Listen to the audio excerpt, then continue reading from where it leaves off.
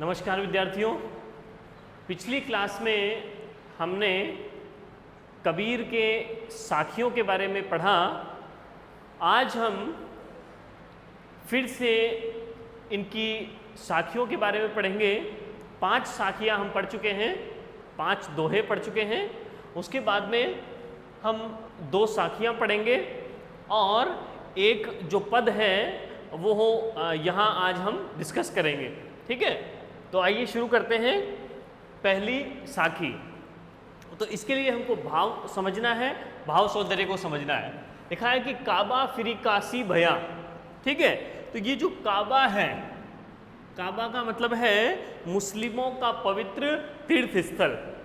तो ये जो मुस्लिमों का तीर्थ स्थल है, जिसको मक्का या मदीना कह सकते हैं, वो क्या हो गया है, वो फिर से काशी बन गया है। ठीक है, काशी का तात्पर्य क्या है, हिंदुओं का पवित्र तीर्थ स्थल। तो क्या कहा है कि जो मुस्लिमों का तीर्थ स्थल था वो हिंदुओं का बन गया है। भया मतलब हो जाना, हो गया है। और राम ही भया रहीम, राम जो थे, जो ईश्वर हैं, जो आराध्य हैं हिंदू धर्म के लिए, वो क्या बन गए हैं, रहीम बन गए हैं, अर्थात अल्लाह बन गए हैं। और अल्लाह कौन है, मुस्लिम धर्म के आराध्य। ठीक है, तो क्या कहा है कबीरदास जी ने कि जो मुस्लिमों का पवित्र तीर्थ स्थल था वो हिंदुओं के पवित्र तीर्थ स्थल के समान बन गया है। और जो हिंदुओं के आराध्य देव हैं वो मुस्लिमों के आराध्य के समान बन गए हैं, अर्थात राम रहीम एक ही हो गए हैं, उनमें कोई भेद नहीं रहा है। तो क्या कहा है, और इस प्रकार से मोट चून मैदा भया, मोटा जो चून था। ठीक है, मोटा चून का तात्पर्य क्या है, जैसे हम भोजन पकाते हैं और भोजन पकाने के बाद में जो छानने के बाद में जो बच जाता है, मोटा आटा जो होता है उसको जो हम अलग निकाल देते हैं, साइड में निकाल देते हैं, जो खाने के अयोग्य होता है, जिसको हम अखाद्य भी कह सकते हैं। ठीक है, जो खाने के योग्य नहीं होता है। ठीक है, तो जो मोटा आटा था जिसको छानने के बाद निकाल कर साइड में रख देते हैं, वो जो मोटा आटा क्या बन गया है, मैदा बन गया है, मैदे के समान, अर्थात पतला आटा बन गया है, अर्थात वो खाने योग्य है। क्या बन गया है, अखाद्य जो था वो क्या बन गया है, खाद्य बन गया है। खाद्य मतलब जिसको खाया जा सके। ठीक है, तो जो मोटा आटा था वो मैदे के समान पतला हो गया है, उसकी रोटी या चपाती या कुछ भी बनाया जा सकता है। और अब जो कबीरदास जी हैं वो बैठ गए हैं और जीम रहे हैं, अर्थात खा रहे हैं। इसका ये है एक सिंपल अर्थ। इसका मूल आशय क्या है, इसके माध्यम से कवि क्या कहना चाहते हैं, ये कहना चाहते हैं कि जो सांप्रदायिकता की जो भावना थी, सांप्रदायिकता, ये सांप्रदायिकता क्या है, यानी कि अपने संप्रदाय को, सांप्रदायिकता किससे बना है, संप्रदाय से। तो ये जो अपने संप्रदाय को सर्वश्रेष्ठ समझना, ठीक है, अपने समाज को सबसे अच्छा समझना, सर्वोपरि मानना, और दूसरे समाज को तुच्छ समझना, ठीक है, हीन भावना से देखना, ये जो भावना होती है ये संप्रदायवाद की भावना है। तो ये सांप्रदायिकता जो है वो क्या हो गई है, कबीरदास जी कह रहे हैं कि वो समाप्त हो गई है। और अब क्या हो गया है, सांप्रदायिक सद्भाव की स्थिति पैदा हो गई है, या समन्वय की स्थिति पैदा हो गई है। ठीक है, सद्भाव यानी हिंदू और मुस्लिम या अन्य जो धर्म के लोग हैं एक साथ रह पा रहे हैं। ठीक है, तो ये सद्भाव की स्थिति है और वो दोनों मिल रहे हैं, हिंदू और मुस्लिम, पता नहीं लग रहा है, एक दूसरे में भेद नहीं कर रहे हैं। तो वो क्या हो गया है, समन्वय स्थापित हो गया है। ठीक है, तो इसलिए ये सांप्रदायिकता की जो भावना थी वो समाप्त हो गई है और सद्भाव या समन्वय सभी लोगों में या पूरे समाज में स्थापित हो गया है, तो इसलिए ये क्या है, समाज सभी के रहने योग्य हो गया है, अच्छा जीवन जीने के योग्य बन गया है। कबीरदास जी ये कहना चाहते हैं। एक बार फिर से समझेंगे। कबीरदास जी कह रहे हैं कि मुस्लिमों का पवित्र तीर्थ स्थान हिंदुओं के तीर्थ स्थान के समान, काशी के समान बन गया है, और जो राम है वो अल्लाह के समान बन गए हैं, अर्थात दोनों में किसी प्रकार का भेद नहीं रह गया है। और कबीरदास जी कह रहे हैं कि जो मोटा जो चून था, ठीक है, मोटा चून किसको कहा गया है, जो अखाद्य है, जो नहीं ग्रहण करने योग्य है, जिसको ग्रहण नहीं किया जा सकता, वो क्या है, सांप्रदायिकता की भावना। ठीक है, तो मोटा चून किसे कहा गया है, मोटा जो चून है, मोटा आटा, ये क्या होता है, अखाद्य होता है, अग्राह्य होता है। उसी प्रकार सांप्रदायिकता की भावना वो भी क्या है, अग्राह्य है, न अपनाने योग्य है। तो मोटे चून की तुलना सांप्रदायिकता की भावना से की गई है, और मैदा की तुलना यहाँ सद्भाव से की गई है, समन्वय से की गई है। जिस प्रकार ये मैदा सबके ग्रहण योग्य है, उपयोगी है, ठीक है, उसी प्रकार ये जो सद्भावना है, समन्वय है, ये भी क्या है, ग्रहण करने योग्य है। तो कबीरदास जी कह रहे हैं कि मोटा जो चून है वो मैदा के समान बन गया है, ग्रहण करने योग्य बन गया है, खाद्य बन गया है, और कबीरदास जी अब उसको बैठकर खा रहे हैं। ठीक है, नेक्स्ट है कि ऊंचे कुल का जन्म या जे करनी ऊंची न होए। कबीरदास जी कह रहे हैं कि ऐसा व्यक्ति जो ऊंचे कुल में या श्रेष्ठ वंश में जन्म लेता है, ठीक है ना, लेकिन जिसकी करनी ऊंची नहीं होती, करनी का तात्पर्य है कर्म, जिसके कर्म श्रेष्ठ नहीं है, ठीक है, वो दुर्भावनाओं में, दुर्वासनाओं में, ठीक है, फंसा हुआ है, व्यसनों में फंसा हुआ है, और वो पतन की ओर जा रहा है, गर्त में फंसा हुआ है। ऐसा कोई व्यक्ति जिसका जन्म ऊंचे वंश में हो रहा है, श्रेष्ठ वंश में, ठीक है, नामी जिनके लोग हैं, जिस वंश में, जिस परिवार में, लेकिन उस वंश में एक ऐसा भी व्यक्ति, ऐसा बालक जन्म ले गया है जो कि बुरी प्रवृत्तियों में फंस गया है, दुष्प्रवृत्तियों ने जिसको घेर लिया है, ऐसा व्यक्ति क्या होगा, किसके समान है, वह व्यक्ति सुवर्ण कलश, सोने के कलश के समान है। सोने के, सुवर्ण का मतलब स्वर्ण कलश, सोने के कलश के समान है। सोने के कलश के समान क्यों है, क्योंकि जैसे सोने का कलश बाहर से दिखने में अच्छा होता है, सुंदर दिखेगा, सोने का चमचमाता हुआ दिखेगा, उसी प्रकार जो व्यक्ति ऊंचे कुल में, श्रेष्ठ कुल में, कुलीन वर्ग का जो व्यक्ति होगा, वो क्या होगा, उस धनी व्यक्ति होगा और उसकी वेशभूषा अच्छी होगी, लेकिन वह व्यक्ति कैसा होगा, सुरा भरे हुए कलश के समान होगा। सुरा का मतलब है शराब, शराब से भरे हुए सोने के कलश के समान वह व्यक्ति होगा। ठीक है, और साधु निंदा सोई, साधु का मतलब है सज्जन व्यक्ति, उसकी निंदा करते हैं। ठीक है ना, तो कवि क्या कहते हैं, इसमें क्या बताया गया कि जो व्यक्ति ऊंचे कुल में जन्म लेता है, ऊंचे कुल में जन्म लेने वाला, और जिसके कर्म ऊंचे नहीं हैं, कर्म ऊंचे नहीं हैं, अर्थात कर्म श्रेष्ठ नहीं है, तो वह व्यक्ति किसके समान है, सुरा से भरे स्वर्ण कलश के समान है। ठीक है, क्या कहा है कि जो व्यक्ति श्रेष्ठ कुल में जन्म लेता है, धनी वर्ग में, धनी कुल में जन्म लेता है, परंतु उसके कर्म श्रेष्ठ नहीं होते, अच्छे नहीं होते, तो वो शराब से भरे हुए सोने के कलश के समान होता है और सज्जन व्यक्ति उसकी निंदा करते हैं। तो इस प्रकार से हमने इन दो साखियों की दोहों का भाव समझा। तो आइए अब समझते हैं कबीर द्वारा रचित शब्द या पद भी जिसको कह सकते हैं। क्या कह रहे हैं कबीरदास जी कह रहे हैं कि मोको कहाँ ढूंढे बंदे, मैं तो तेरे पास में। ये कौन कह रहा है? ये जो बातें हैं 1 2 3 और 4 और 5 पंक्तियां, ये किसने कही है? ईश्वर ने कही है। ईश्वर कह रहा है मनुष्य से। क्या कह रहा है?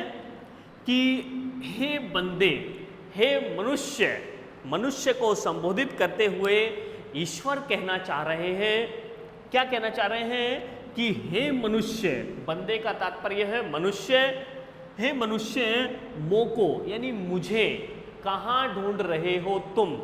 हे मनुष्य, मुझे तुम कहाँ ढूंढ रहे हो? मैं तो तेरे पास में, मैं सदैव तुम्हारे पास में विद्यमान हूँ, विराजमान हूँ, स्थित हूँ। कैसे स्थित हूँ? कि ईश्वर कहते हैं कि मैं कण कण में व्याप्त हूँ, सर्वव्यापक हूँ। ठीक है ना? प्रत्येक कण में मेरा निवास है। तो मुझे क्या कह रहे हैं कवि? कि मैं तुम्हारे पास में सदैव रहता हूँ, मुझे कहीं ढूंढने की आवश्यकता नहीं है। और क्या कह रहे हैं ईश्वर? कि ना मैं देवल, देवल का मतलब होता है देवालय या मंदिर, या मैं मंदिर में नहीं हूँ, ठीक है, और मैं मस्जिद में भी नहीं हूँ। ठीक है ना? जो हिंदू धर्म के लोग हैं वो मंदिर में ढूंढने जाते हैं, वहाँ पूजा करते हैं। मुस्लिम जो लोग हैं वो मस्जिद में जाकर पूजा करते हैं, नमाज पढ़ते हैं। तो ईश्वर कह रहे हैं कि मैं वहाँ नहीं हूँ, वहाँ मत जाओ। ना काबे कैलाश में, और काबा में भी नहीं हूँ। मक्का मदीना में यात्रा करने, हज करने जो तुम जाते हो, वहाँ मैं आपको नहीं प्राप्त होऊंगा। और कैलाश पर्वत पर भी नहीं हूँ, उस पवित्र तीर्थ स्थान पर भी मैं आपको नहीं मिलूँगा।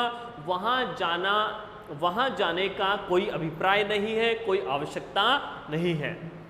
ना तो कौने क्रिया कर्म में, किसी भी प्रकार के कर्म कांड में मैं नहीं हूँ। किसी भी प्रकार की जो पूजा है, जो भी हवन पूजन किया जाता है, ठीक है ना, तो उस हवन पूजन में, किसी भी कर्म में, किसी भी प्रकार के अनुष्ठान में मैं नहीं हूँ। वहाँ ऐसा करने से मुझे तुम प्राप्त नहीं कर पाओगे। ना ही योग वैराग में, और योग धारण करने में भी नहीं हूँ, और वैराग्य धारण करने में भी नहीं हूँ। वैराग्य या कह सकते हैं संन्यास धारण करना। ठीक है? हिंदू धर्म में माना गया है संन्यास आश्रम, चौथा आश्रम जो होता है वो संन्यास आश्रम होता है। और संन्यास लेने पर हम भक्ति करते हैं ईश्वर की, और ईश्वर के पास हम जाते हैं, उसको प्राप्त करते हैं, ऐसा माना जाता है। लेकिन ईश्वर क्या कह रहे हैं? कह रहे हैं कि मुझे योग करने पर भी तुम प्राप्त नहीं कर पाओगे, और वैराग्य जब ले लोगे, इस संसार को छोड़कर, अपने गृहस्थ जीवन को छोड़कर, संन्यास में, जंगलों में तुम जब रहोगे और संन्यास को धारण कर लोगे, वैरागी जीवन जियोगे, साधु का जीवन जियोगे, तब भी मैं तुमको नहीं मिलूंगा। और क्या कहते हैं कि खोजी हो तो तुरते मिली हो। यदि तुम वास्तव में, हे मनुष्य, तुम मुझे यदि वास्तव में प्राप्त करना चाहते हो तो मैं पल भर की तलाश में मिल सकता हूँ, क्षण भर में ही मैं तुम्हें मिल सकता हूँ, प्राप्त हो जाऊँगा। इसका क्या तरीका है?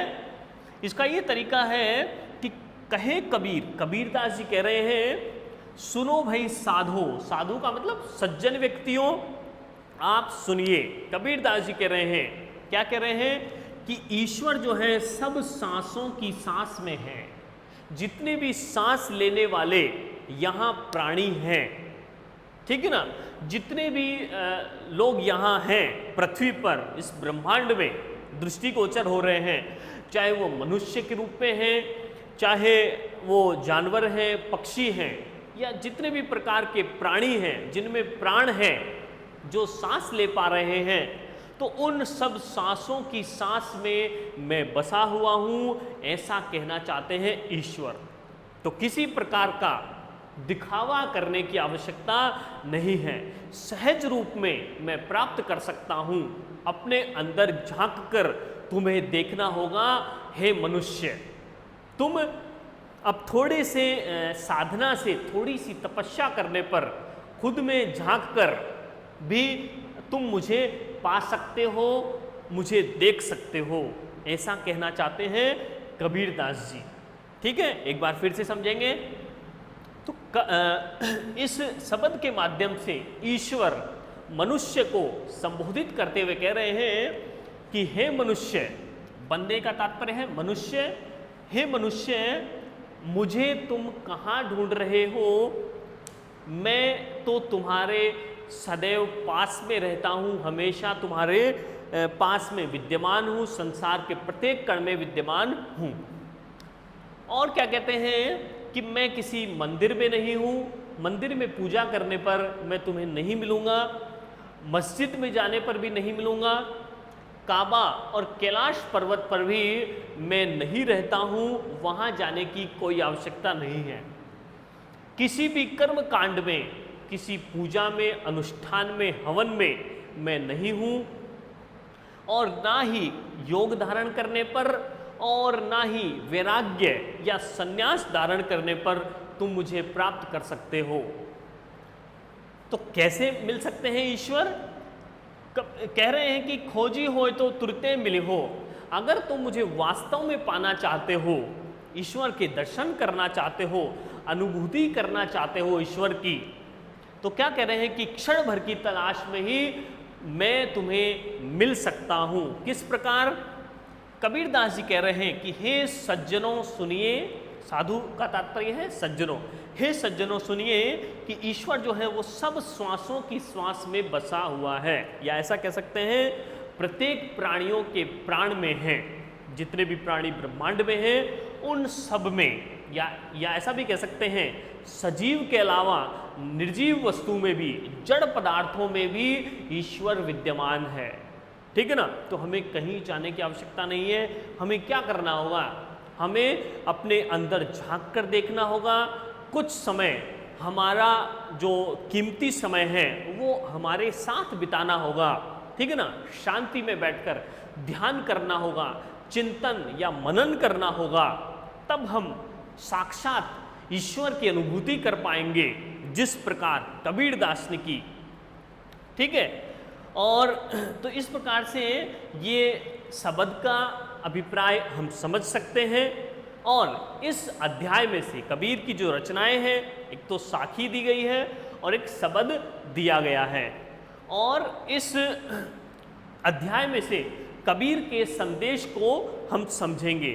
क्या संदेश दिया गया है कबीर के द्वारा? सबसे पहला संदेश है कि धार्मिक आडंबरों, अंधविश्वास और मूर्ति पूजा का विरोध किया गया है। किसके द्वारा? कबीर के द्वारा। क्या कहा है? आडंबर। आडंबर का मतलब है जो जितने भी ढोंग पाखंड हैं, चाहे वो किसी भी धर्म में हो, ठीक है ना, उस धर्म के नाम पे जो दिखावा किया जा रहा है, ठीक है ना, जो भी मंदिरों में जो तिलक छापे किए जा रहे हैं या दिखाने के लिए व्रत उपवास किया जा रहा है, वो सब व्यर्थ हैं। दिखाने के लिए कुछ नहीं किया जाना चाहिए, बल्कि हमारी सहज अनुभूति होनी चाहिए, हमारा विश्वास होना चाहिए ईश्वर के प्रति, तो हम ईश्वर को प्राप्त कर पाते हैं। तो आडंबर का मतलब है दिखावा, दिखावे का विरोध किया है और अंधविश्वास का विरोध किया है। ठीक है? अंधविश्वास का मतलब है अंधे होकर विश्वास कर लेना। ठीक है ना? विश्वास तो करना है ईश्वर पर। ये जो सृष्टि है, इस सृष्टि को बनाने वाला, इस सृष्टि को चलाने वाला कोई ना कोई तो है। ऐसी कोई शक्ति है जो इतने ब्रह्मांड को, इतने विशाल ब्रह्मांड को जो संचालित कर रही है, ऐसी कोई शक्ति तो है। विश्वास तो करना है, वो हमको दिख नहीं रहा है, ठीक है ना, फिर भी उसका विश्वास हमको करना है, लेकिन अंधा होकर विश्वास नहीं करना है। जैसा जिसने कह दिया वैसा मानना नहीं है, उसका कोई तथ्य भी होना चाहिए। और मूर्ति पूजा का विरोध किया है। ठीक है ना। और सांप्रदायिकता का विरोध किया है। सांप्रदाय का मतलब होता है अपने ही संप्रदाय को, अपने ही कम्युनिटी या समाज को श्रेष्ठ समझना, दूसरे संप्रदायों को, दूसरे धर्मों को तुच्छ या हीन दृष्टि से देखना, हेय समझना। तो ये सांप्रदायिकता का विरोध किया गया है। धार्मिक कट्टरता, कट्टरता का तात्पर्य क्या है?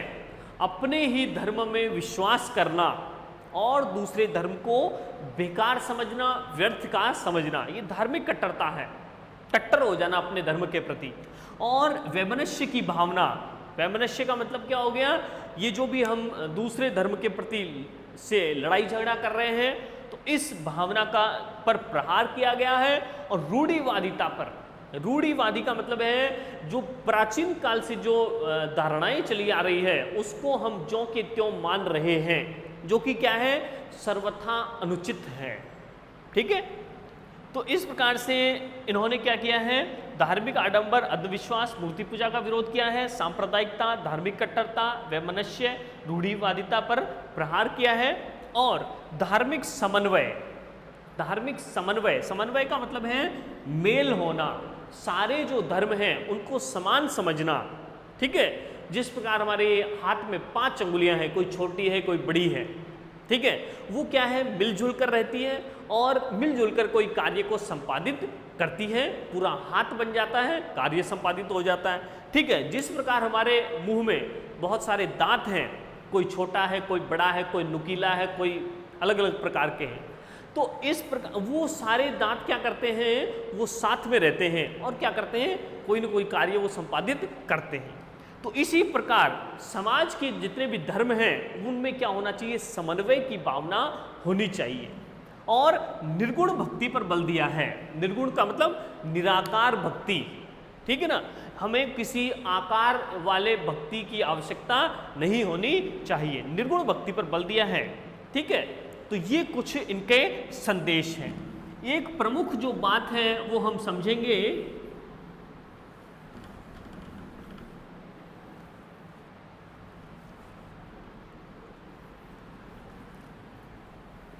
कबीरदास की एक प्रमुख बात हम समझेंगे कि एक क्वेश्चन किया जाता है कि कबीर की साखियों को,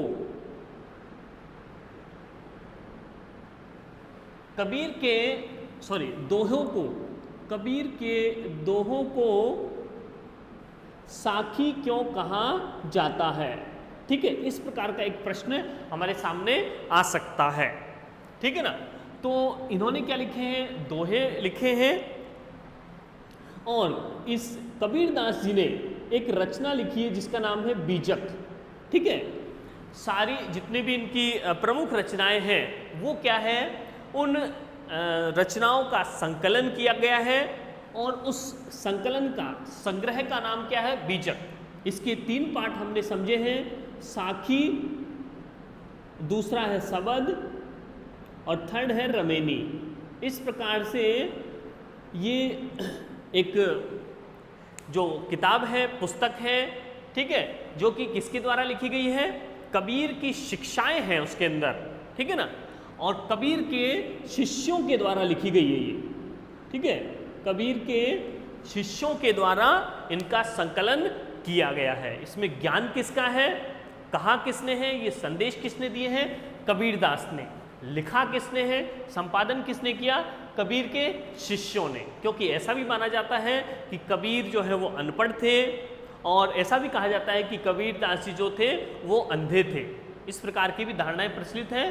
तो इस ग्रंथ का, इस किताब का जो लेखक है, रचनाकार है, वो उनके शिष्य हैं। तो इसमें जो ये दोहे लिखे गए हैं, इन दोहों को साखी भी कहा जाता है। क्यों कहा जाता है? समझिए। तो साखी जो है वो साक्षी का तत्सम रूप है। साक्षी, साक्षी ये तत्सम है और साखी तद्भव रूप है। तो ये क्या है? कबीर के जितने भी रचनाएं हैं, जितने भी ज्ञान हैं, वो सब क्या है? वास्तविक जीवन की साक्षी है। साक्षी का तात्पर्य क्या है? गवाह है। गवाह, जीवन की सच्चाइयों की गवाह हैं ये सारी शिक्षाएं। किसकी? कबीर की शिक्षाएं। तो कबीर की जितनी भी शिक्षाएं जो दी गई हैं, उनके द्वारा ज्ञान दिया गया है, वो क्या है? वो सच्चाई की गवाह हैं, अर्थात साक्षी हैं। इसलिए उनको, उन दोहों को साखी भी कहा जाता है। ठीक है ना? और कबीर की जो शिक्षाएं हैं वो आज भी क्या हैं? वर्तमान समय में भी वो प्रासंगिक हैं, या ऐसा कह सकते हैं रिलीवेंट हैं। वो उस समय के लिए, उस काल के लिए भी उपयोगी थी और वर्तमान समय के लिए भी उसी प्रकार समान रूप से उपयोगी हैं। तो हमें उनकी शिक्षाओं को ग्रहण करना चाहिए, अपनाना चाहिए। धन्यवाद।